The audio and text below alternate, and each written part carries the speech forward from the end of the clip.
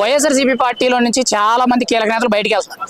ఎంతమంది బయటికి వెళ్ళా కానీ బయటకు వచ్చి బ్లాక్ మెయిల్ చేస్తున్నారు. ఎగ్జాంపుల్ గా చూసుకుంటే విజయసాయి రెడ్డి గారు బయటకు వచ్చి మీ భోగోతాలు బయట పెడతామని చెప్పి వార్నింగ్లు ఇస్తున్నారు. అసలు ఏం జరుగుతుందంటారు ఆ పార్టీలో?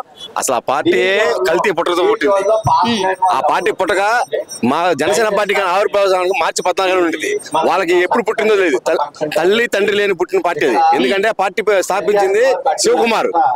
వాళ్ళ దగ్గర లాక్కుని పార్టీని ఈ రోజున నారాయణ చెప్పుకున్నాడు.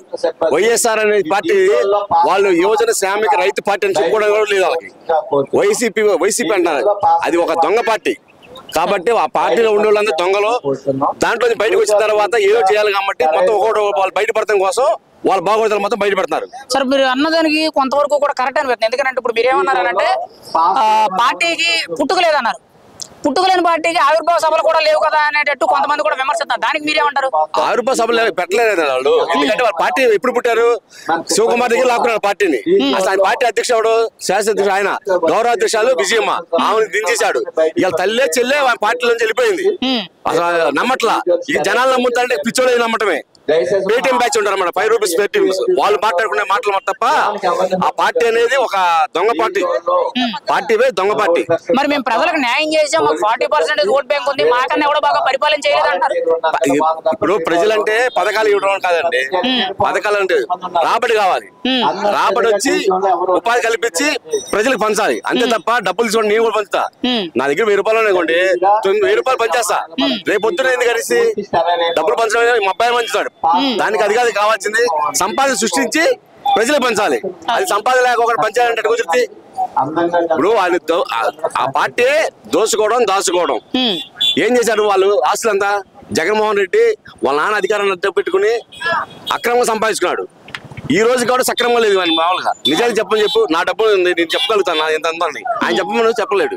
ఎందుకంటే అది దోసుకున్న పార్టీ. అది మరి వైఎస్ఆర్సీపీ పార్టీ నాయకులు కార్యకర్తలు మా నాయకుడు గొప్పడు, మా నాయకుడు సింహం, సింగిల్ గా వస్తాడు, ఎన్ని సీట్లైనా ఒంటరిగా పోటీ చేస్తాడు, దమ్ముని ఎదుర్కొనే నాయకుడు అన్నారు కదా. ఏమండి ఆ పార్టీలో వచ్చిన ఎవరు? కాంగ్రెస్ పార్టీలో నుంచి వచ్చిన వలసల నాయకులు తప్ప వేరే పార్టీల నుంచి నాయకులు తప్ప ఆ పార్టీలో ఉన్న వాళ్ళు చెప్పండి. వాళ్ళు మొన్నదాకా పార్టీ పెట్టినప్పుడు రాజశేఖర బొమ్మ ముందు పెట్టేవాడు, ఈయన బొమ్మ వెనకమాల పెట్టేవాడు.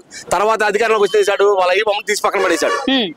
ఈ రోజు మళ్ళీ అవసరం అధికారం నుంచి మళ్ళీ వాళ్ళ పుట్టిన మళ్ళీ పెట్టుకున్నాడు. ఎందుకంటే ఈ ముఖానికి ఓట్లేరు. అని తెలుసు ఆ సంగతి. మరి అటువంటి తండ్రి లేడు, ఒక శాసనసీముడు జనాలు ఇచ్చారు.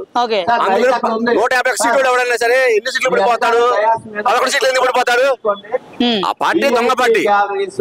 సార్ ఇప్పుడు మీరు అనేటట్టు చూసుకుంటే మరి అటువంటి పార్టీ నాయకుడు పవన్ కళ్యాణ్ గారిని కార్పొరేటర్ ఎక్కువ, ఎమ్మెల్యేకి తక్కువ, కొత్తగా పదవి వచ్చింది ఆయన గురించి మనం మాట్లాడేది అని చెప్తున్నారు. మీరేమంటారు దాని గురించి? ఇప్పుడు సింత సచ్చిన పులుపు చావలేదు అని చెప్పి పవన్ కళ్యాణ్ అనే పేరు ఆయన చెప్పి చేశాడు. ఏమని అధపాతాలను తొక్కుతా అని చెప్పాడు.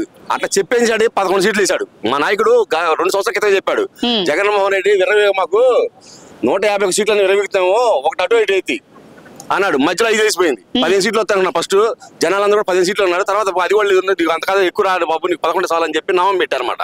అందుకు 11 సీట్లు పరిమితం చేశారు ప్రజలు కూడా. ఇప్పుడు మరి జగన్మోహన్ రెడ్డి గారు ఇప్పుడే ఎలక్షన్ వస్తే నేను సీఎం అయిపోతాను, అది నా క్యాపబిలిటీ, 40% ఓట్ బ్యాంక్ ఉందంటారు. అయ్యే ఛాన్స్ ఉందంటారా? అవును చెప్తారండి, నేను కూడా చెప్పుకుంటాను. ఒకటి గుర్తుపెట్టుకోండి, ఒక దుర్మార్గుడిని దించడం కోసం గతంలో కూడా నీకు ఎవరు శ్రీకృష్ణుడిని సహాయం తీసుకున్నాడు పాండవులు యుద్ధం చేయాలంటే. ఒకళ్ళు ఎప్పుడు పోరాడాల పాండవులు అంటే కూడా ఉన్నాక శక్తి ఉన్నా కానీ పెట్టుకున్నాడు. అలాగే ఇక్కడ జగన్మోహన్ రెడ్డి గారిని దించాలంటే అతను ఒక దుర్మార్గుడు, దుష్టుడు. రాష్ట్రానికి పట్టిన పీడ వదిలేయాలంటే ఏం చేయాలి? పక్కన ఉన్న వాళ్ళని కూడా కొట్టుకోవాలి. పిచ్చి కుక్కను కూడా కొట్టాలంటే ఒకరిని కొట్టకూడదు, 10 మంది కలిసి కొట్టాలి, చంపాలి. లేకపోతే పిచ్చి కుక్క ఎవరి మీద కలిసి దానికి తెలియదు మంచి ఏం తెలియదు. అట్లాగే రాష్ట్రం ఉన్న పార్టీని పారదోలాలంటే మరి టీడీపీతో కలవ తప్పలా. ఈ రోజున పవన్ కళ్యాణ్ గారు ఒక నీతివంతమైన పరిపాలన చేస్తాడు. ఆయనకి ఇచ్చిన శాఖల్ని ఈ రోజున సమర్థవంతంగా నిర్వర్తిస్తూ జనంలోకి వెళ్తుంది. ఒకప్పుడు వైసీపీలో గెలిచిన సర్పంచ్లు కూడా పవన్ కళ్యాణ్ గారు వచ్చిన తర్వాత పంచాయతీ రాజులో ఎలా జరుగుతాయి పనులు, ఈ రోజు రోడ్లు 8 నెలల్లో ఎలా జరుగుతున్నది ఒకసారి చూస్తే గత 5 సంవత్సరాల్లో జగన్మోహన్ రెడ్డి పాలన ఎలా ఉంది, 8 నెలల పాలన ఎలా ఉంది చూసుకోండి. ఎందుకంటే అప్పులు చేసి ఆర్థికంగా రాష్ట్రాన్ని అధోగతి చేసినా కూడా మోడీ గారి సహకారంతో పవన్ కళ్యాణ్ గారు ఉండటం వల్లే కేంద్రంలో నిలబడినా రాష్ట్రంలో నిలబడ్డా. దానికి ఏకైక కారణం పవన్ కళ్యాణ్ గారు. ఆయన ఉన్నారు కాబట్టి మోడీ గారు అయినా సరే పవన్ కళ్యాణ్ గారిని చూసి రాష్ట్రానికి ఇస్తున్నాడు. ఒక్క మాట అడుగుతున్నానండి, ఒకే మాట, పవన్ కళ్యాణ్ కి జగన్మోహన్ రెడ్డికి తేడా ఏంటి చెప్పండి? ఆయన ఒక దుష్టుడు, దుర్మార్గుడు. ఈయన ఒక నీతివంతుడు, సొంత డబ్బులు కష్టపడి కష్టార్జితోటి నిజాధిపరుడు.